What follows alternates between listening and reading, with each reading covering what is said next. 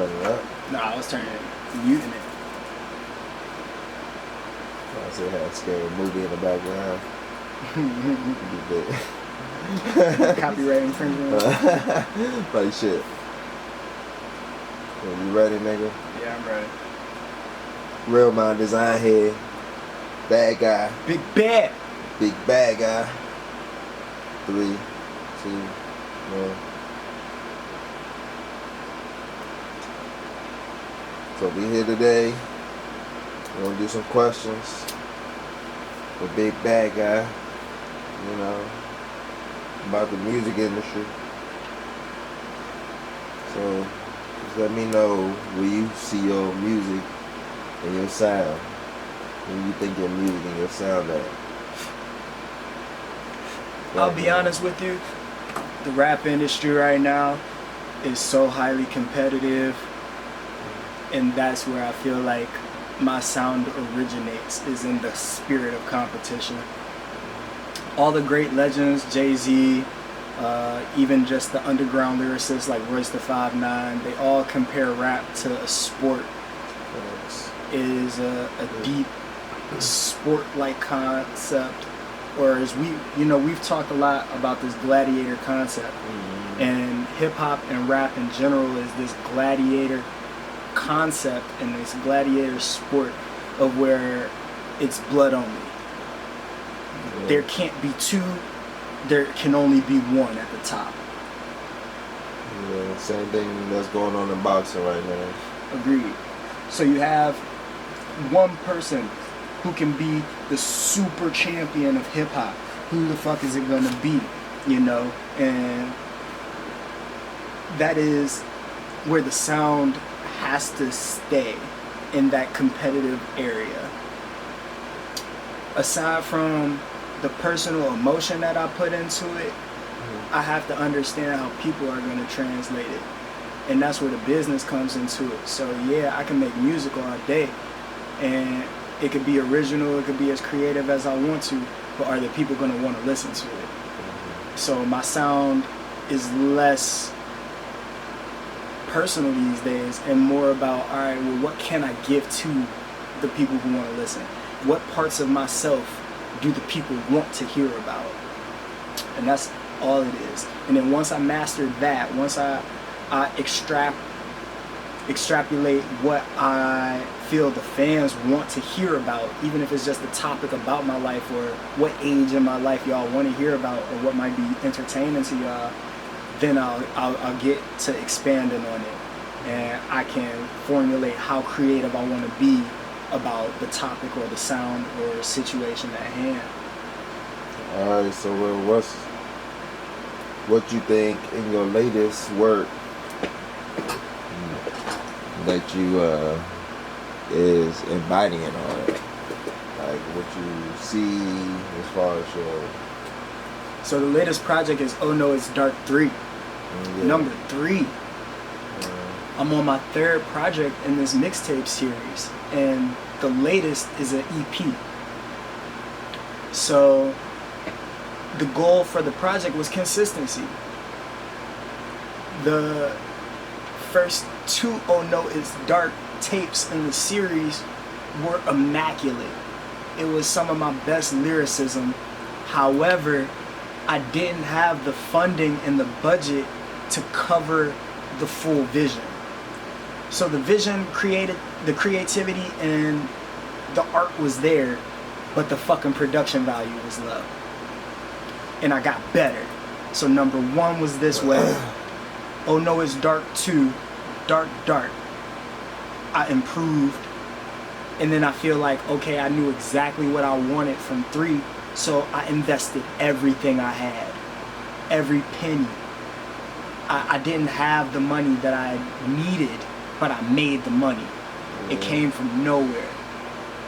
And that's as dark as it gets. You know what I'm saying? Like, I'm digging into the darkest regions of my soul, of my heart, and the darkest regions of my pocket all at once, just to come up with this art and put it together. So OHNO It's Dark 3 was not just a build upon, it wasn't just a trilogy. it was literally the landmark for 4, 5, 6, 7, 8, 9, 10. So be on the lookout for Oh No It's Dark 10 after you hear Oh No It's Dark 3. Big Bad. Okay, so how do you see the industry? What's your thoughts on the industry? The landscape of it right now, and how you think, is it like, how you think you should even go about it, getting into it? The industry is, the business and the industry are two separate entities. Music business, and music industry are all three separate entities. I'm an artist, I make music. Okay. I'm a rapper, I make rhythm and poetry. That is my core. Then I'm a businessman. I understand how to budget and manage finances in order to fund and make money as form of income from my music. But then there's the music industry. Big government, basically. And they're the gatekeepers. They have the keys to the real money. So it don't matter how much fucking money I make. They have a machine money. They have money machine. Yeah, a machine of money, a money machine. I like that. They will continuously produce for one individual artist unlimited resources. Or one sound. Or one sound. And they will champion that sound, correct. And they will produce so much income into this that it floods and overpowers everything else. So then you have records that may not have been that good, but because of the machine behind them, they're going to get more outsourcing. I'm going to find that machine. I'm not against the machine. That's the problem with most artists. That's the problem with independency. Independent artists fight the machine. Now fuck that. I want to be a part of the machine. But do you think being a part of the machine or finding that machine, you have to, what's the word I'm looking for? I want to say get reparations, but get your seat at the table. You know what I'm saying? Instead of that's a black man's being concept. a worker. You know what I'm saying? That's a Negro concept. Everybody wants a seat at the table. And even further, everybody wants a head seat at the table. People I wouldn't even say a seat. That's what I said. Like more so peace. Yeah. Like you'll still want your. That's why I say I want to find a better word for. But I'm not for peace. What's your? Like, I'm a war god. You know what I'm saying? Your percent. You know what I'm saying? You ain't working for nothing. There's a rich guy that I follow, Dan Pena, and he says if you're not making at least 2% out the end of the deal on the back end, then you're a retard. And I believe that. And even further, I'll add on to it, is if you're not demanding more than 2%. You should demand more and then settle for like, all right, cool. Yeah. For what you really, really want. But see, that's why I feel like, no matter, it's like Jay-Z. Like Jay-Z got to the highest, and it's like, all right, well, I did everything. I'm the man now. Now what's next? But who says what the highest was? It ain't. That's what I'm saying. It ain't no. Right. It ain't no peak. But it's about. There what isn't do you a peak, do? right? What do you do? It is a peak, but I'm saying it's what do you do once you get there? You know what I mean? You keep going. And that's why my next question. I would say life goes in music, but I feel like that's too short. You know what I'm saying? Because it's more. That's deep, and I agree. Because when you think about Nipsey, you think about how his music is going to live on for the next 20 years, rest in peace. You know what I'm saying? And even his extent, there's been so much debate about his legacy as far as how legendary he is, and that's not even the question. The question is, are people still going to remember Nipsey's music in Japan 20 years ago? Yup, they sure the fuck will.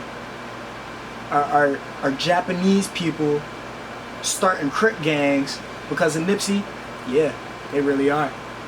There's Crips in Japan. So, I want my music to have that impact. I mean, any artist, if you're not on a goal for that, then what the fuck are you doing this for? Drake is gonna die and his music's gonna live forever. Drake could die right now. I hope he doesn't. He will live forever. It'll live forever. So what did you think about Kobe's death? I have a daughter. And not only that, there's a lot of children and women that I take responsibility for and have a deep emotional attachment or blood attachment to. And I think that's what hurt me worse, is not only to lose my hero, but to lose my hero and his daughter. It killed a piece of me. And at the same time, it birthed a part of me. Because now I'm more hungry than ever, which is what brings us here today. I'm more hungry than ever. And that Mamba mentality right now might be a cliche, but it is the essence of 2020 now. From now on, this is the energy that we have to put into it. Like, you might die in a helicopter crash, taking your daughter to school. Or to a game. Or to her game. You never know. We so scared of getting stopped by the police and getting shot. And I get harassed by police on a regular basis. I'm big bad guy. I don't take no shit. And they know I don't. Big Bad Guy could go tomorrow after this interview. And they might say my music was the hottest shit ever. I might fucking win a Grammy. But right now, while I'm alive, I'm right here still fighting for that shit. Big Bad Guy. West Side. So what's your future plans with your family? You know, when you're doing the music? No, I'm gonna get rich and leave them all. I'm gonna get rich and leave all of you. I'm gonna get rich and leave all of you. I have a superiority complex. Not a supremacy complex, a superiority complex. And I don't belong here. I was birthed here. And honestly, y'all really don't deserve me. But I love you anyway. Alright, so give me 3 of your future goals.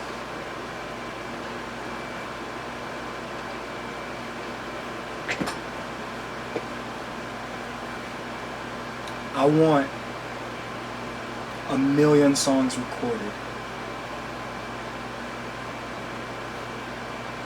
It's a lot of fucking songs. 1 million in my lifetime. I want to touch 1 million. You know how basketball players touch stats? That's my stat. 1 million songs recorded. You gotta start recording it now, man. Yeah, but I could live forever. That's what people don't understand. Gotta make a certain sound. The same chances that you could have to die tomorrow are the same chances you could have to live forever. So I choose to focus on living forever. I'm gonna live forever.